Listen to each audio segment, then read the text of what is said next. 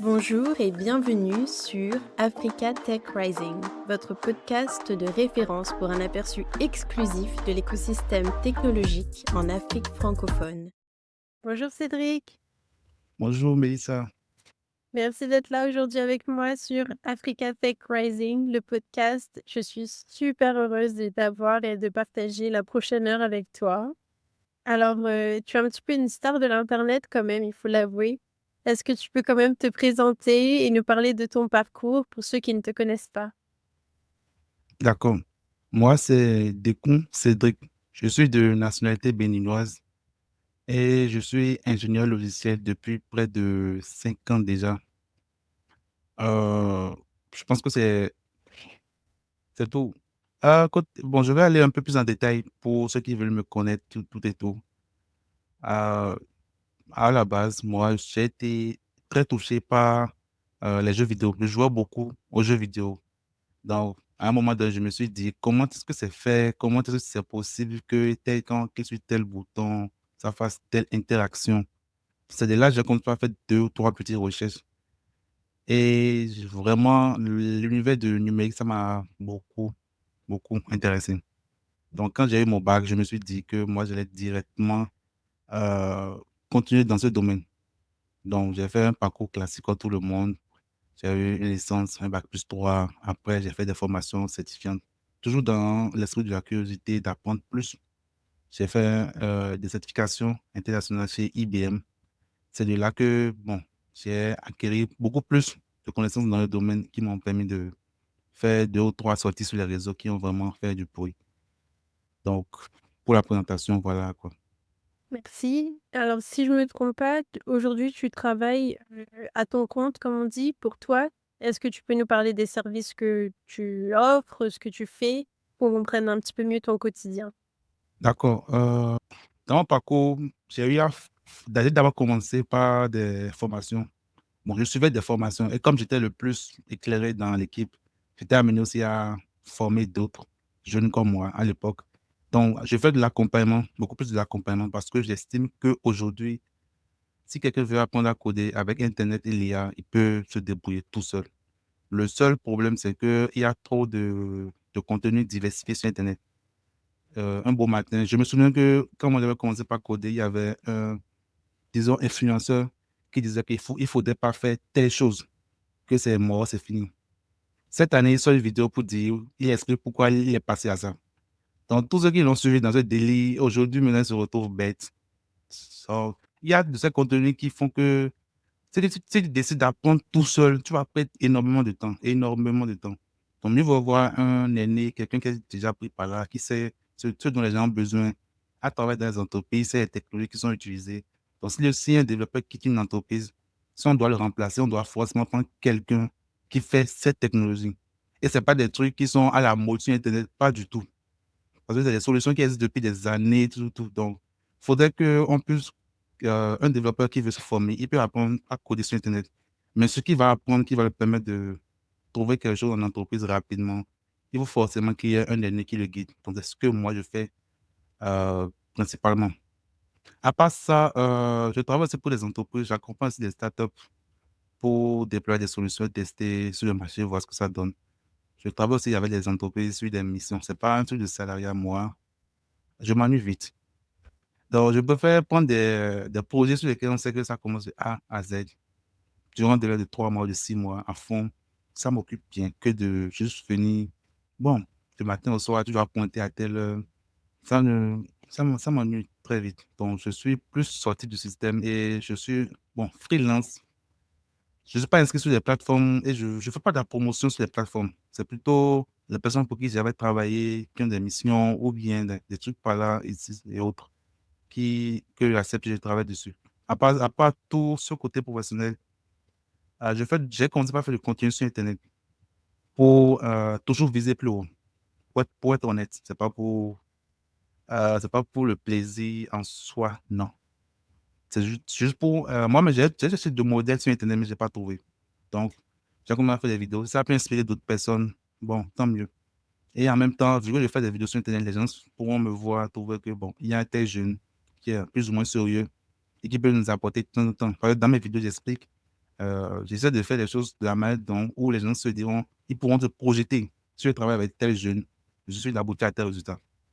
Donc, voilà un peu la stratégie qu'il y a derrière. Donc, je travaille pour les entreprises et je fais aussi de l'accompagnement et des projets personnels à côté. Merci. Moi, c'est vrai que je t'ai découvert avec, le contenu, que tu postais sur internet, donc en dehors, de tes projets freelance et du coup, j'ai pu découvrir, à la fois, que tu étais quelqu'un d'ingénieux, qui aimait toujours, pousser un petit peu le bouchon plus loin pour voir, essayer de comprendre et puis en même temps d'essayer de partager avec les autres, pour, éduquer d'autres personnes aussi et puis, pour créer aussi, je suppose une communauté, une dynamique en ligne et du coup, ça m'avait beaucoup plu et aujourd'hui, je suis heureuse, d'échanger avec toi et je souhaitais parler de solutions tech, puisque tu es un développeur, un codeur.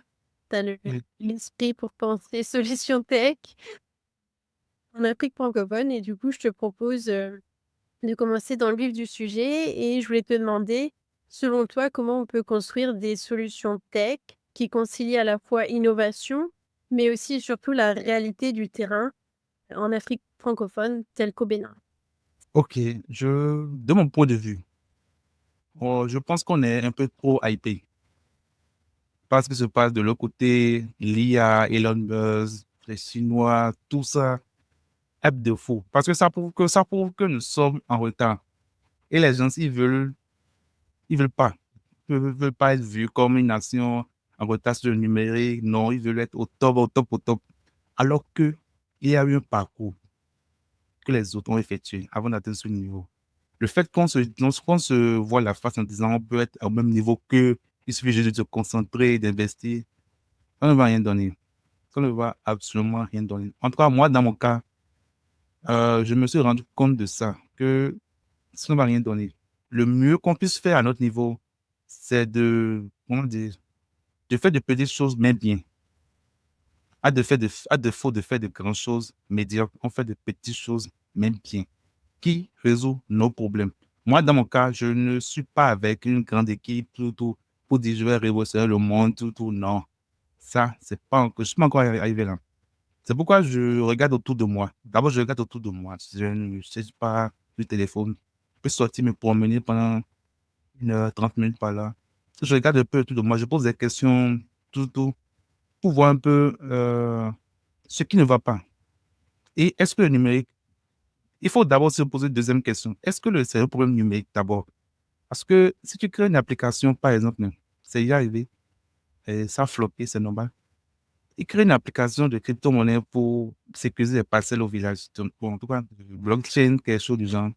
Mais ça n'a pas abouti. Ça n'a pas abouti. Donc, c'est un peu ça. On était un peu trop hypé par ce qui se passe de l'autre côté.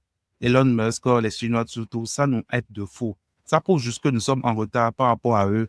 Et c'est un sentiment que personne ne voudrait vraiment ressentir. Aucune nation ne veut être en arrière sur le plan. Donc, je pense qu'il y a des efforts qui sont consentis pour qu'on soit au même niveau que maintenant.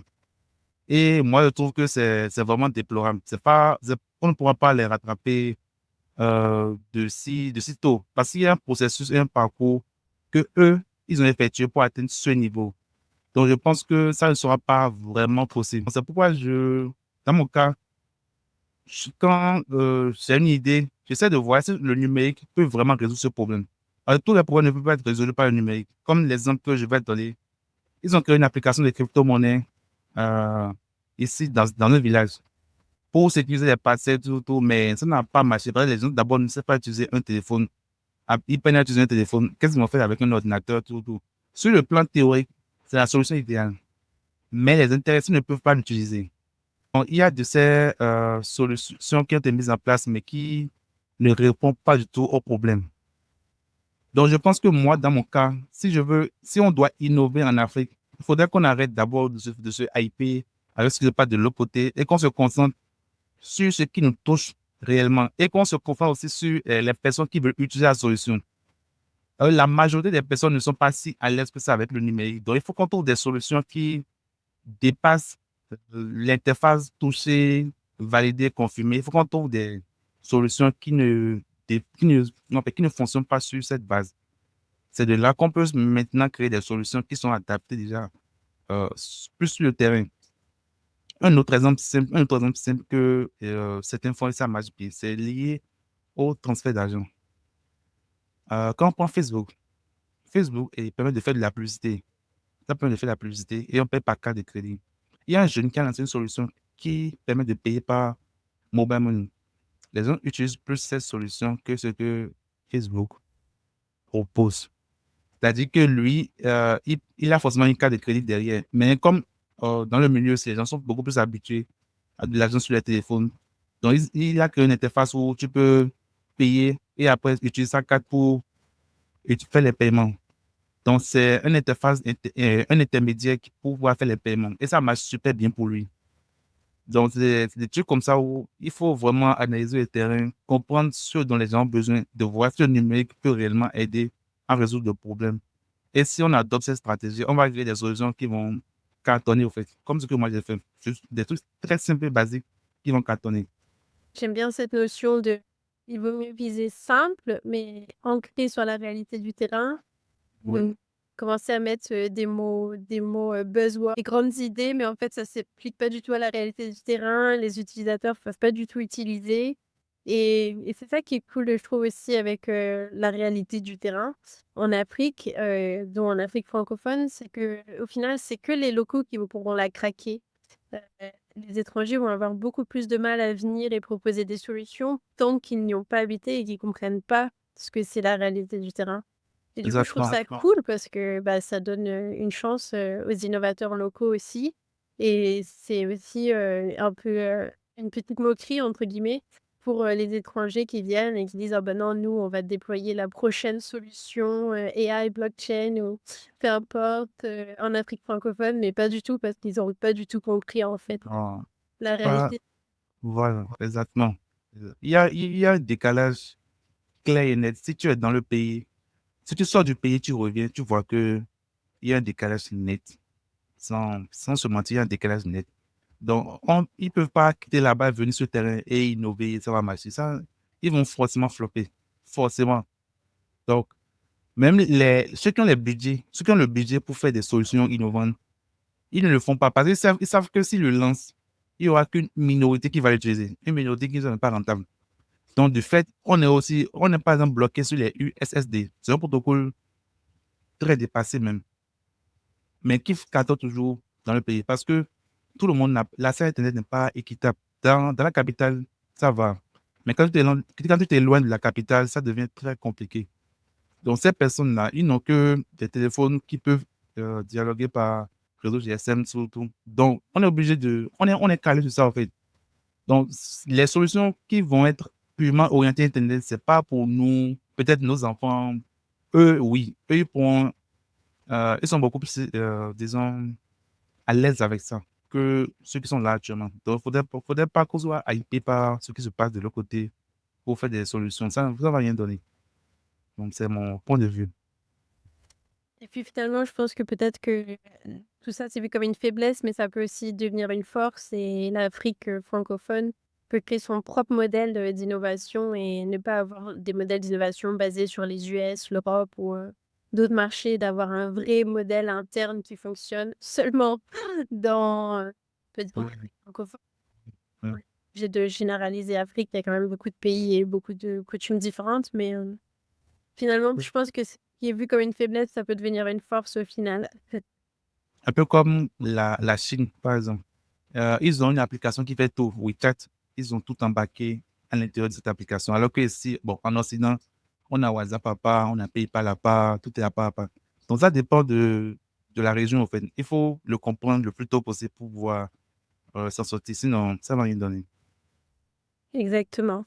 Et du coup, au-delà de cette qualité du terrain et le fait que la majorité des utilisateurs ne sont pas forcément à l'aise avec des solutions, high-tech, internet, selon Oui. toi, quels seraient les défis pour les innovateurs tech, au-delà de ce qu'on vient de parler là? Le défi, le gros problème qu'ils rencontrent, c'est de créer des solutions qui sont adaptées à ces utilisateurs. Et ces utilisateurs, pour la plupart, c'est des illettrés. Et aujourd'hui, je pense que le plus gros défi est déjà résolu avec l'IA. Le plus gros défi est déjà résolu avec l'IA. Le seul truc qui manque, le seul ingrédient qui manque, c'est qu'il faut créer des modèles déjà qui parlent nos langues. Un peu comme des IA qui parlent l'anglais, qui parlent le français. C'est des choses que les gens ont développées il y a déjà plus de 20 ans. Ça prouve déjà l'écart qu'il y a entre nous. Ça, c'est même pas de la moquerie, c'est juste la réalité. Donc, il faut qu'on se concentre sur ça, qu'on développe des modèles. Ça, par exemple, c'est pas sexy, au fait. Développer des modèles qui parlent ta langue, c'est juste que les gens ont fait il y a plus de 20 ans. C'est pas sexy. Tu travailles de ça, c'est pas sexy. Mais, si tu arrives à le faire, tu vas en tirer beaucoup de bénéfices ici.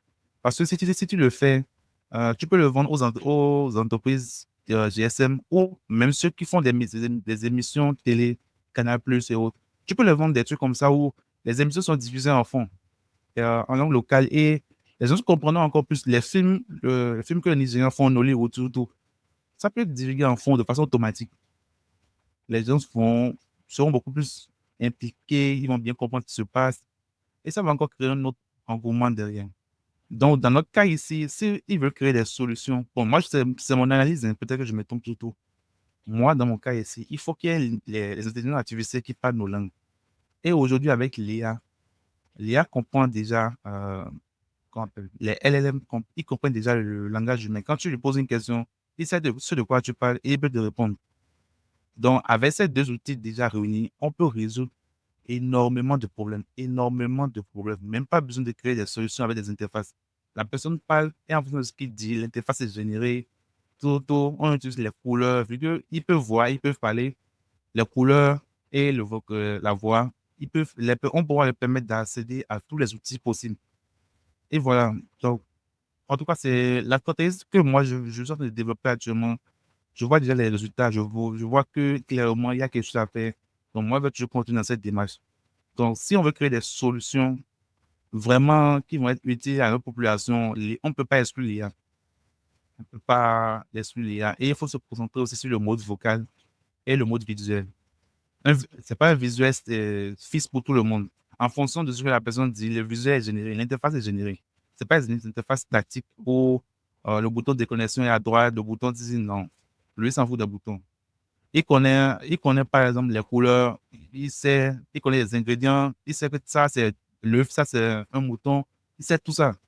Donc il faut qu'on arrive, à écouter pas ce que font les autres et qu'on décale vers nos réalités, on se concentre dessus, les solutions vont émerger. En tout cas, moi je veux faire ce que je peux faire avec les moyens que j'ai à ma disposition. Ceux qui veulent m'accompagner vont m'accompagner, on va développer des solutions sur le marché et ensemble, on verra l'impact. Donc, je pense que dans mon cas, il faut que les gens ils arrêtent de se faire hyper, qu'ils se concentrent sur l'IA, toutes les opportunités qu'offre l'IA actuellement. Ça va beaucoup les aider à aller vite et pour créer des solutions qui sont vraiment utiles sur le terrain. C'est vraiment super intéressant ce que tu dis et pertinent.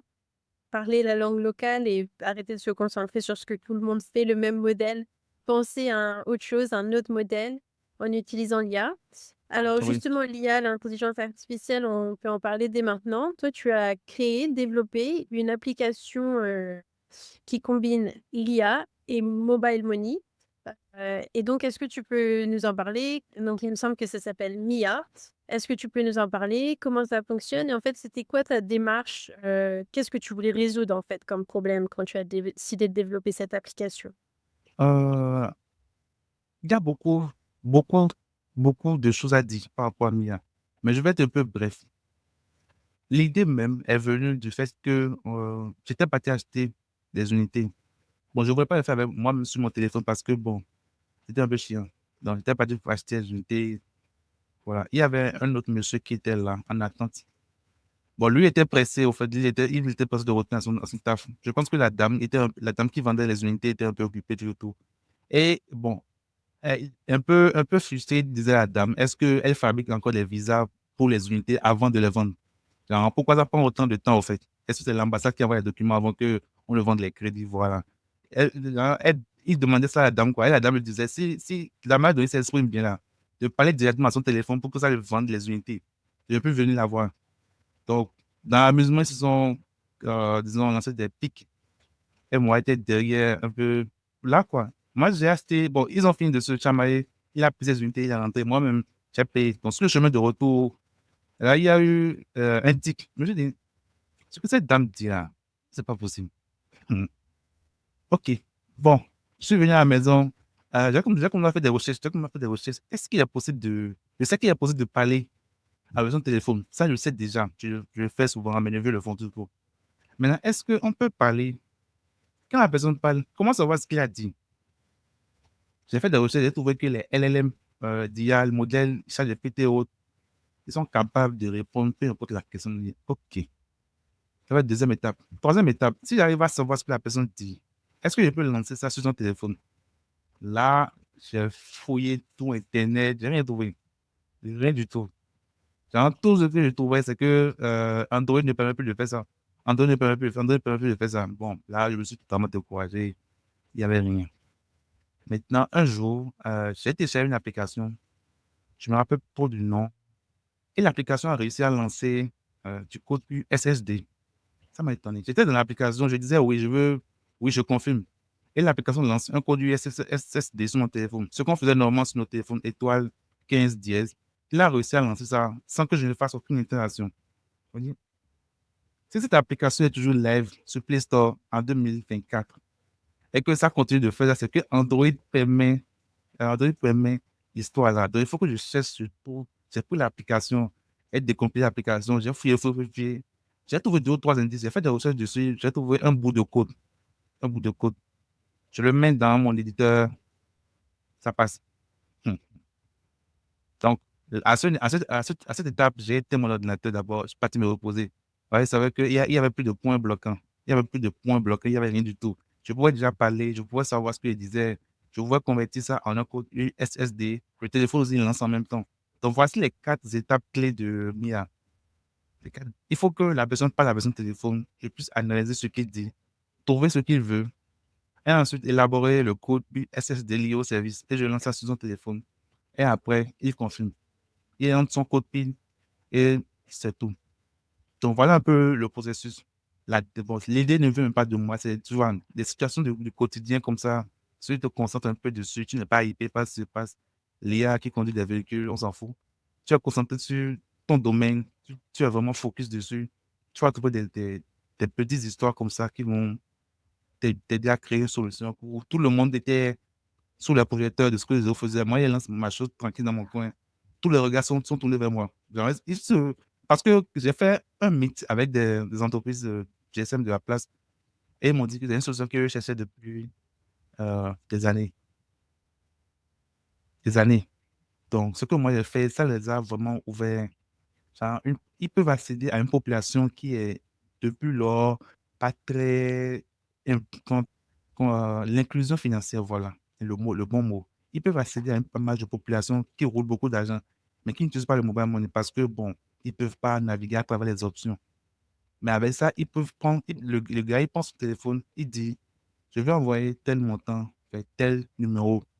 Et le système, lui, élabore la commande et met le montant au bon endroit, met les bonnes combinaisons, lance et lui demande de confirmer. Il peut confirmer avec son visage, par exemple, confirmation faciale, tout.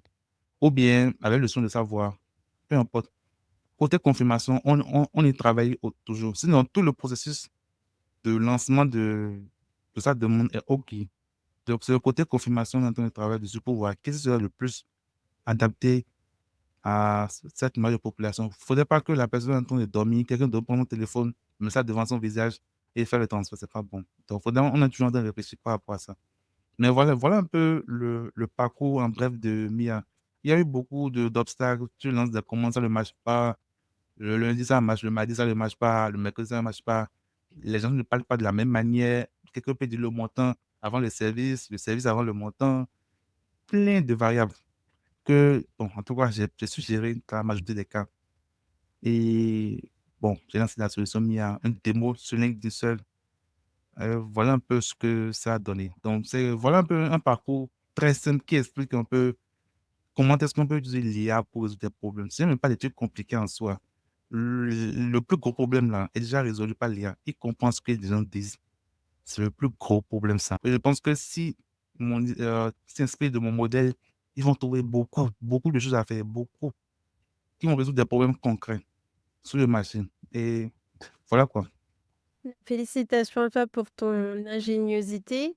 Donc Mia, au final, c'est une application super simple qui utilise 2 choses qui existent déjà, l'IA et le mobile money, mais Oui, qui vient répondre à un problème du terrain, un vrai problème, du terrain. Pouvoir parler à son téléphone pour lui donner une commande, USSD comme tu disais, pour pouvoir acheter des crédits de téléphone et cette oui, solution, tu l'as présentée à des opérateurs, GSM et ça a été très bien accueilli puisque finalement oui.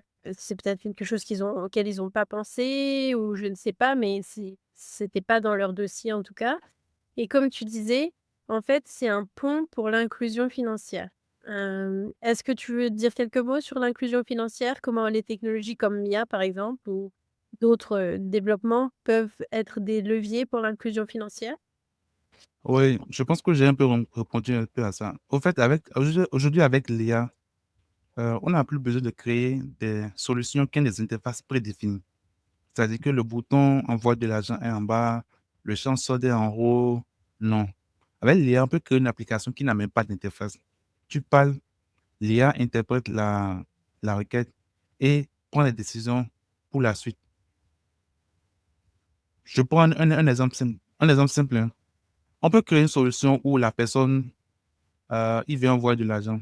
Il montre la photo de l'argent. En tout cas, l'IA, l'interface lui demande qu'est-ce qu'il veut faire. La personne dit, je vais envoyer de l'argent. Je ne sais pas combien c'est, mais j'ai l'argent dans ma main. L'IA ouvre la caméra en même temps. C'est pas la personne qui ouvre la caméra. L'IA ouvre la caméra et dit, je veux voir combien tu as. Il tourne sa caméra et lui montre le montant. L'IA dit, OK, ça fait 3 billets de 10 000, ça fait 30 000 francs. Tu veux envoyer ça à qui? Il dit le nom de la personne, il fouille dans son répertoire, il dit, OK, est-ce que tu parles de temps, temps, temps, temps? Il dit oui, OK, il envoie, il dit OK, de mettre le téléphone sur son visage pour qu'il soit sûr que c'est vraiment lui qui veut envoyer l'argent. Bon, ça, c'est des trucs très classiques qu'on peut mettre en place et qui vont aider les gens. Deuxième point simple, je parle de réabonnement Canal+, par exemple. Pour faire un réabonnement Canal+, le parcours est très long, très long. Alors que c'est juste deux informations, la formule, le nombre de mois. Mais avant qu'on ait défini cette option, tu vas d'abord aller dans le menu, choisir le service. Est-ce que c'est un réabonnement? Est-ce qu'il y a trop de questions de parcours? Alors que tu prends ton téléphone, tu te dis, je veux juste faire un réabonnement de un mois sur mon décodeur, temps. C'est fini. Tu tapes le code, voilà. Donc, l'IA enlève ce qui empêche les gens d'utiliser des solutions numériques, c'est les interfaces.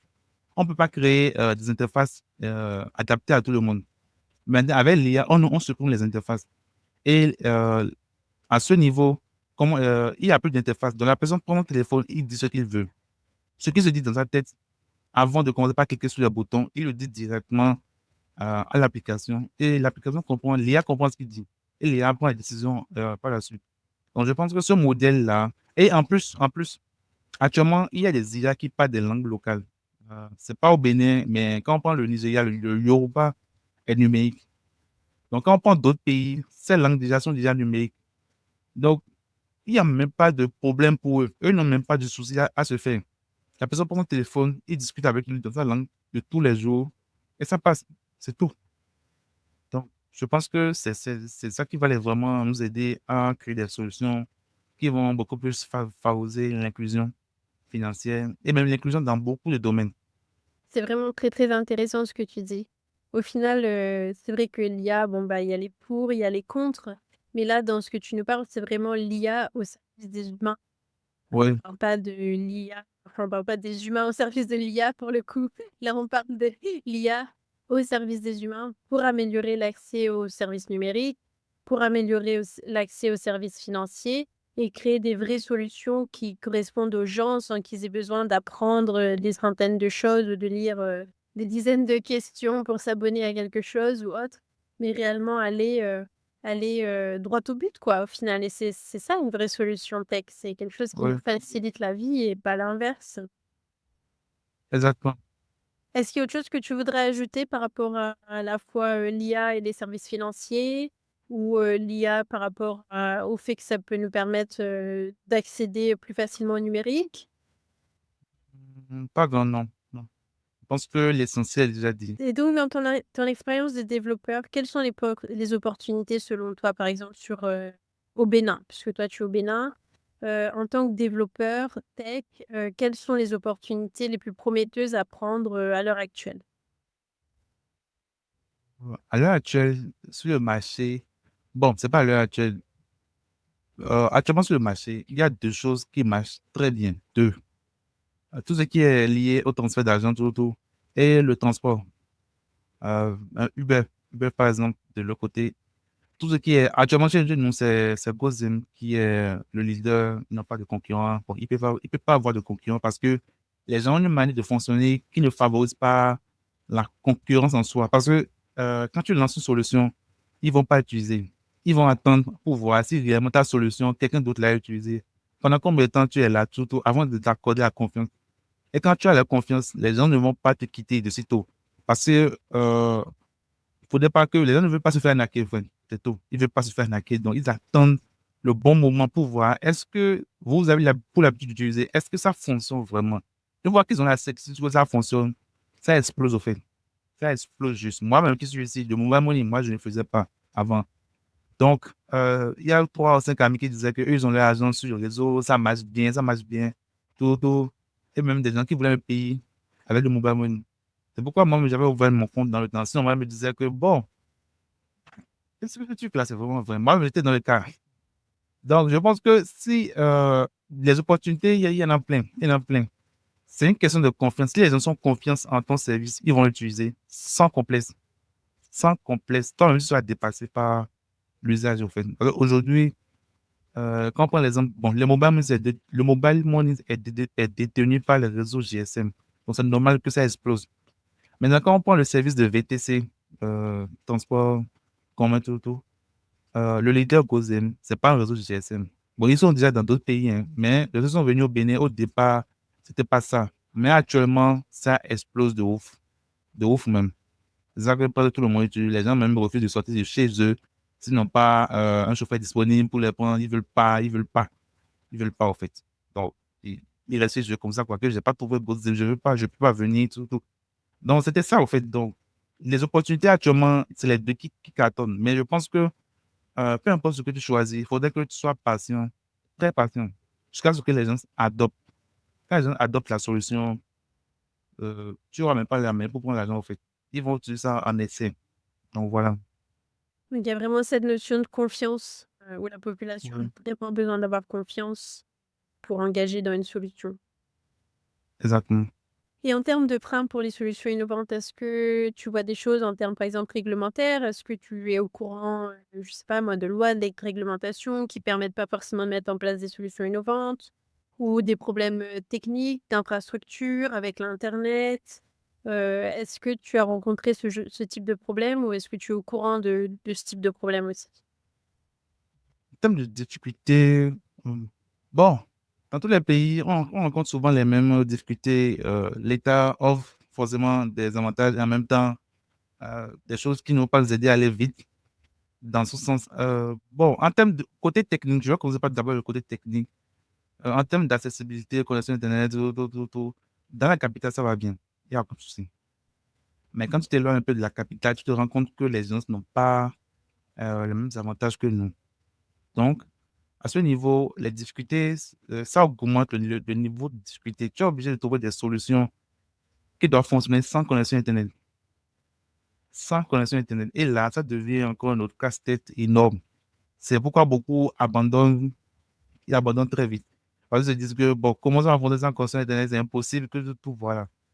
Mais je pense qu'il y a une opportunité qui est en train de se créer à ce niveau avec Elon Musk, de communication par satellite, tout. Si c'est une technologie qui est démocratisée, ça va beaucoup pallier au problème d'Internet qu'on a dans ces milieux. Ça, c'est moi, mon point de vue. Mais d'un côté, réglementation, tout, bon, on peut pas, le Bénin n'est pas un pays comparé à d'autres, mais on est encore mieux que comparé à d'autres. Donc, on ne peut pas se plaindre en tant que tel. Il y a beaucoup d'efforts qui sont consentis actuellement pour le numérique. Et ça se voit partout. Aujourd'hui, maintenant, tu peux faire ton passeport juste en cliquant sur quelques boutons. Tu as déjà ton rendez-vous, tu vas là-bas, on te fait des photos, tout. Tu as ton document une semaine après. Sans bug. Correctement, interface intuitive, ils ont beaucoup investi dans ça. C'est pas des plateformes d'habitude où tout est décalé. Non, même pas du tout. C'est bien fait, professionnel, tout. Donc voilà comment comme ça, des efforts qu'ils font Ouais, mais bon. Et moi qui suis ici, personne ne me connaît. Donc, c'est que j'appartenais déjà au réseau. Je faisais un peu de, voilà, d'apparition, tout, tout. Peut-être que j'aurais déjà un autre parcours. Donc, je ne peux pas me dire que c'est pas bon, ça ne favorise pas tout le monde. Il faut d'abord se faire connaître avant que les opportunités n'arrivent chez toi. Donc, moi, maintenant, je pense que c'est maintenant que j'ai commencé mon parcours. Donc, je ne peux pas cracher sur eux pour dire que ils ne nous aident pas, ils ne nous aident pas, non. Parce qu'il y a déjà des avancées qu'ils ont déjà eu à faire et qui nous facilitent déjà la vie. Et moi, personnellement, j'aime ça. Donc, je pense que si je peux être utile à la cause, ils vont forcément me prendre en contact avec moi et on va travailler ensemble. Donc, je pense que c'est Et troisième point, de tout le monde, c'est le financement, en fait. Parce que créer des solutions, on ne se rend pas compte, mais ça prend énormément d'argent. C'est pourquoi les autres, ils font des levées de fonds, même avant de se lancer, tout, tout. Ça prend énormément d'argent. On ne se rend pas compte, on se dit juste que, bon, c'est un développeur, il n'a pas besoin de payer. Ça n'a rien à voir avec ça. Rien du tout. Faire connaître une solution, côté marketing, promotion, tout, tout, ça prend énormément d'argent, énormément. Donc, je pense que si on règle ces trois problèmes, je pense que les solutions vont émerger de partout, partout dans le pays. Donc, voilà. Oui, il semble avoir de bonnes fondations quand même pour pouvoir, avancer et développer des choses, intéressantes. Et c'est tout ce que je te souhaite, de pouvoir rejoindre des plus grands projets et faire des choses qui ont du sens, pour, ton pays ou pour, la région, dans laquelle tu habites. Est-ce que si tu avais des conseils à donner, à des jeunes qui voudraient se lancer dans la tech, est-ce qu'il y aurait des conseils que tu souhaiterais partager? Ce que moi, je veux leur dire, c'est déjà, ce que moi, je veux leur dire, c'est faudrait qu'ils viennent le plus tôt sur Internet. Numéro un, le fait de rester enfermé dans son coin, dire que, bon, je le suis ici, moi, je n'aime pas Internet, ne sors plus dans ce monde, au fait. Ça sert à rien de faire. Si tu es fort, je donne un exemple très simple. Un exemple très simple. Si on prend un espace vert, je prends un espace où je cache, je dis à 10 personnes que j'ai caché 5 millions à cet endroit. Ils doivent chercher à un seul endroit. Beaucoup de personnes iront vers le coffre, beaucoup iront vers, je sais pas, sous le lit, dans la moire, ils iront chercher dans ces endroits. Personne n'ira dans la poubelle. Parce que la poubelle n'attire pas, au fait. La poubelle doit. Tu es compétent en toi. Mais personne ne te connaît pour tes capacités à contenir de l'argent. Donc, il ne faudrait pas qu'ils restent tranquilles dans leur coin, se dire que, bon, sur Internet, il n'y a que des idiots, les gens qui parlent beaucoup, la force ne fait pas du bruit, que. Non, ça ne marche pas comme ça. Aujourd'hui, ça ne marche plus comme ça. Donc, même si tu n'es pas à l'aise avec la caméra, il va falloir que tu te démettes pour te retrouver sur Internet. Parce qu'il y a des personnes qui ont besoin de ta compétence. Tu es déjà compétent, tu le sais, c'est bon. Il faut que tu viennes sur Internet et que tu le prouves à tout le monde que tu peux le faire. Et tu le fais devant tout le monde. Et tu expliques comment tu as fait, de telle sorte que les gens puissent quand même reproduire le résultat à 30, 40, 50%. Pour être sûr que tu peux le faire. Donc, si tu fais déjà tout ce parcours, les gens n'auront aucun problème à te contacter parce que les beaux parleurs, il y en a partout. Il faut maintenant que les gens le font, des doueurs, quoi. Il faut qu'ils le prouvent pour que les gens puissent savoir que voilà. Donc, si moi j'ai mes frères, mes soeurs dans la tech, je vais les obliger à venir sur Internet, faire des vidéos sur Internet, présenter ce qu'ils font au monde entier. Il faut que les gens puissent savoir un peu qu'ils existent. Les gens ne vont pas te contacter maintenant, mais dans un futur proche, ils auront des projets, ils vont se souvenir de ta vidéo. Bon, je connais un tel jeune, je connais telle personne qui fait ci. Allons voir un peu s'il peut nous aider. Et banalement, comme ça, tu peux trouver des contrats. Par exemple, dans mon cas, c'est déjà arrivé plusieurs fois même. Des personnes qui me suivaient depuis longtemps hein, sur Internet, mais qui ne me contactaient même pas. Quand j'ai fait sortir la vidéo Mia, ils ont testé ça chez eux en entreprise.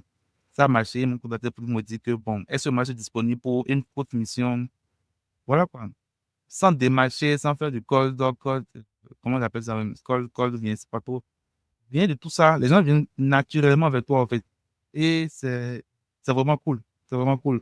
Donc, aujourd'hui, les gens qui ont visité sur Internet sont beaucoup plus payés que ceux qui ont la compétence. Il y a un débat. Les influenceurs sont déjà là pour de ça. Donc, c'est indispensable, en fait. C'est indispensable de venir sur Internet. Indispensable. Donc, c'est le conseil ultime que moi, j'aurais à donner, là. C'est juste ça, en fait. De faire des vidéos sur Internet. Parce qu'en faisant des vidéos sur Internet, ils vont se faire connaître Et également, ils auront cette peur de parler avec les gens, tout ça va diminuer. Parce que les gens vont les voir, les gens vont les reconnaître dans la rue, ils sont obligés de discuter avec eux, tout. Donc, ça va vraiment beaucoup d'opportunités et devenir un peu plus social. Parce que le fait de rester avec son écran, souvent tu ne parles pas avec ton écran, tu t'étais. Donc ça devient une habitude pour toi, sans le savoir. Donc, je pense que le concept ultime que j'ai à leur donner, c'est ça. Ils doivent prouver, ils doivent venir sur Internet et prouver ce qu'ils savent faire. Prouver. C'est-à-dire, dire que je sais faire, c'est tout le monde peut dire que je sais faire. Donc, ils doivent prouver ce qu'ils font, ce qu'ils savent faire sur Internet. Et voilà quoi, ça va beaucoup les aider à évoluer, beaucoup d'opportunités. Donc ose être sur internet parce qu'il y a quelqu'un qui a besoin de ta compétence et c'est vrai que ça, c'est un beau message aussi parce qu'on se dit toujours: «Ah bah, il y a toujours mieux que nous, il y a d'autres personnes qui savent mieux» et oui, c'est vrai qu'il y a d'autres personnes qui savent mieux et qui sont plus qualifiées, mais ça n'empêche pas qu'il y aura quelqu'un qui aura besoin de tes compétences et si tu te fais Exactement. connaître, si tu te mets en avant et même si c'est pas toujours facile d'avoir confiance en soi et de parler devant une caméra comme tu disais, c'est facile pour personne, mais au final, bah, tu essaies de t'habituer et puis ça finit par payer. Exactement, c'est ça. Alors on approche la fin de cette interview. Je voulais te demander si tu Donc, avais des projets futurs ou est-ce que tu vas continuer avec, Mia? Tu vas continuer de présenter cette solution à des opérateurs, mobiles? Parler un petit peu, voilà, de tes projets, futurs en tant que développeur et si où est-ce qu'on peut suivre ton travail aussi, sur internet? OK, pour les disons les mois à venir, je vais toujours continuer à travailler sur MIA parce que, il y a aussi une notion que j'ai pas abordée, c'est là où nous en sommes aujourd'hui là, il faut qu'il y ait des personnes qui décident de sacrifier leur vie pour une cause. Lui, on prend telle personne, lui va travailler sur tel modèle pendant au moins 10, 15 ans, 20 ans pour que, le puisse pallier à ce problème. Sinon, on se lève un matin, c'est comme de la motivation en fait. Tu te lèves le matin, tu fais, je sais pas, 1 heure de gym et c'est après un mois, tu reviens encore faire quelque chose, ça ne va rien donner, rien du tout. Il faut qu'il y ait quelqu'un qui soit concentré sur ça. Moi, je l'ai fait et ça m'a beaucoup amusé. Moi, j'ai trouvé encore d'autres idées. Les personnes qui ont utilisé la solution m'ont encore donné d'autres alternatives, tout. Donc, je pense que je vais les développer sur le marché. Et les réseaux GSM, ça va prendre le temps que ça va prendre, mais tôt ou tard, ils vont se rallier. Je sais qu'ils ne pourront pas concurrencer parce qu'eux sont une grande entreprise. Les décisions prennent beaucoup d'étapes avant d'être parallèlement, moi, dans mon cas, je peux aller très, très vite, proposer des solutions qui vont résoudre le problème. Et lorsqu'ils verront l'impact, ils vont forcément se rallier à nous. Parce que nous, dans mon cas, ça ne sert à rien de les concurrencer. C'est pas moi qui ai créé le réseau. Il peut bloquer à tout moment, faire ce qu'il veut avec. Donc, tôt ou tard, c'est une solution que moi, je vais beaucoup améliorer. Et s'étendre dans beaucoup de pays aussi, parce que c'est pas seulement le Bénin. Donc, côté MIA, je pense que je vais aussi créer d'autres solutions IA, toujours dans l'IA, toujours. Ouais, je pense que c'est la seule alternative qu'on a aujourd'hui qui va nous permettre de créer des solutions sans interface et qui vont résoudre les problèmes que j'ai eu à identifier. Donc, je pense que je vais toujours rester dans mon domaine d'IA, développer MIA davantage pour plus de pays et aussi, si j'ai du temps, euh, créer d'autres solutions IA, montrer comment l'IA, on peut utiliser l'IA pour résoudre encore tel problème que les gens ont dans tel village, ainsi de suite. Donc, des idées dans ce sont des projets du même style. C'est ça qui suivra dans les prochains mois. Et pour me suivre, je suis plus actif sur LinkedIn. Je ne suis pas trop sur TikTok et autres, non. Sur LinkedIn, ça marche bien. Donc, je reste là pour le moment. Je suis contente d'avoir eu cette conversation avec toi parce que jusqu'ici, les échanges que j'avais eus avec, bah, d'autres personnes, c'était plus, à la fois pour mettre en avant contre, l'IA, puisqu'il y a quand même, bon, aussi des dangers liés à l'IA. Surtout, comme on le voit en Europe, aux États-Unis, dans les pays où c'est encore plus développé et là, du coup, on a plus l'impression que c'est les humains qui vont être au service de l'IA en leur donnant toutes les données que l'inverse. Mais pour une fois et ben, tu vois, c'est un beau discours où là, on peut comprendre que, bah, l'IA et les nouvelles technologies peuvent aussi être au service et ben, de la population et je trouve que là, c'est vraiment super parce que c'est vraiment un beau point et puis on dirait que finalement, c'est l'IA qui t'a adopté. J'ai l'impression que finalement, C'est un peu comme si l'IA t'avait adopté et puis il va falloir que tu te dévoues à cette cause. Oui. Bon, côté danger, on va pas se mentir, ça peut devenir très dangereux. Si cette histoire prend conscience de ce qu'elle est en train de faire pour l'humain, et pour l'humain, ça va être exactement comme dans les films de science-fiction. C'est même pas, moi, je n'appelle même plus ces films de science-fiction. C'est juste la réalité qui nous attend, en fait. Tôt ou tard. Parce que si quelqu'un s'énerve, il peut recruter des développeurs pour dire, je veux que l'IA, s'il voit un humain, il peut lancer un projectile sur lui, tout, des trucs comme ça. Ça peut arriver, au fait. Mais pour le moment, on peut utiliser l'IA à notre avantage. De toute façon, on ne pourra pas, il n'y aura pas de société sans IA. Les IA existent depuis toujours. Maintenant, ça a été démocratisé. Tout le monde a accès à ça, il fait ce qu'il veut avec. Donc, on ne peut pas éviter ce qui vient vers nous, en fait. Donc, tôt ou tard, on verra la tournée que ça va prendre. Mais en Afrique, nous, on a toujours un peu de retard. Donc, même si ça explose là-bas, au moins, nous, on va encore utiliser du bien pendant au moins 5 ans. Au moins. Donc, non, on peut utiliser l'IA pour faire du bien avec. Donc, si les gens veulent se battre avec l'IA, ça, c'est pas notre problème. Fais ce qu'ils veulent avec. Donc, nous, on va utiliser pour notre bien d'abord. J'adore. Ça fait exploser en Europe, aux US et tout Ouais, ça. bon, Si on peut faire avec l'IA. ouais, Mais au nous, moins, nous, l'Afrique aura tiré les leçons de ça et va se servir de l'IA. exactement. J'adore. Est-ce qu'il y a un dernier message que tu voudrais faire passer, qui tient à cœur pour les Béninois ou pour l'Afrique francophone ou... Oui, j'aimerais leur dire que l'IA ne va pas la remplacer. Ceux qui se disent que l'IA va la remplacer, l'IA ne va remplacer personne. Il suffit juste de déposer son ego de côté et de comprendre ce que fait l'IA et comment est-ce qu'il va vous aider à aller plus vite dans votre domaine. C'est tout. N'ayez pas peur de l'IA. C'est pas un humain. Il n'est pas si futé. Il n'y a pas encore un modèle si futé. Impossible. Nous, les humains, nous sommes trop, comment dire, plus intelligents, quoi. C'est pas encore ça. Au moins, minimum 10 ans encore de développement pour le minimum. Donc, l'IA n'est pas notre ennemi. Il va pas nous remplacer. Non, ça, c'est des idées pour faire peur aux gens. Donc, il faudrait qu'il y ait des sessions de formation, de sensibilisation pour que on puisse montrer aux gens que le bien fondé qu'il y a avec ces outils. C'est rien que des outils. Ils sont à l'étape d'outils. Peut-être que d'ici 2 ou 3 ans, ils vont sortir des mots, des trucs qui vont vraiment nous concurrencer tout. Même conduire un véhicule, les IA ne peuvent même pas, peuvent pas drifter. Ils peuvent pas prendre des risques, par exemple. J'ai vu une vidéo où les gens, ils ont pris leur véhicule, le gars est sur sa tête du véhicule et il conduit, il regarde les robots, il passe devant un store de robots. Est-ce que vous pouvez faire ça?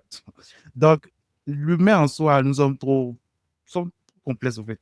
Et elle ne peut pas faire des blagues, faire des trucs, je suis désolé, je voulais m'amuser avec toi, taquiner.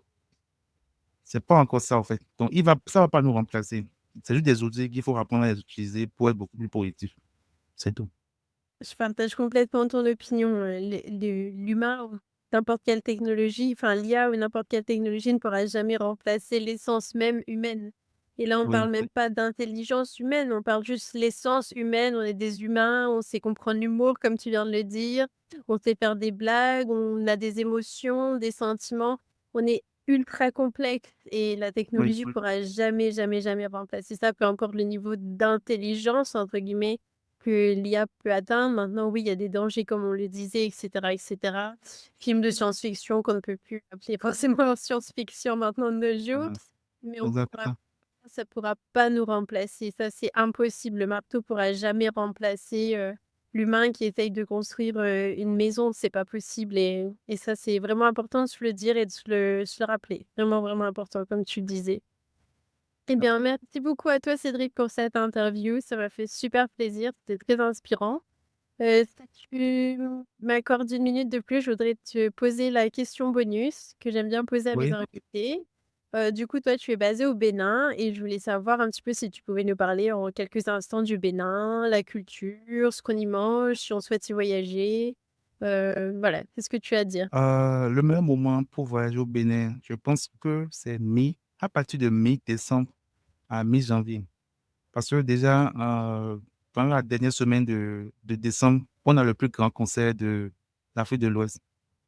Euh, Depuis 3 ans, c'est nous, au fait. Il n'y a même pas un débat. Donc, si vous aimez le show, c'est la fête.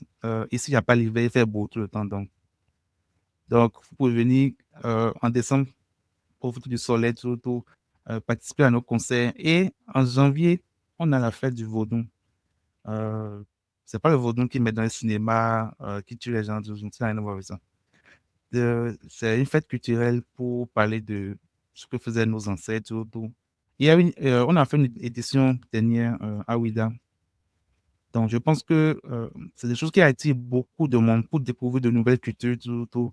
Donc, je pense que c'est le meilleur moment pour venir au Bénin, mi-décembre et mi-janvier. Donc, il y aura le concert, il y aura aussi la fête culturelle du Vaudou au Bénin.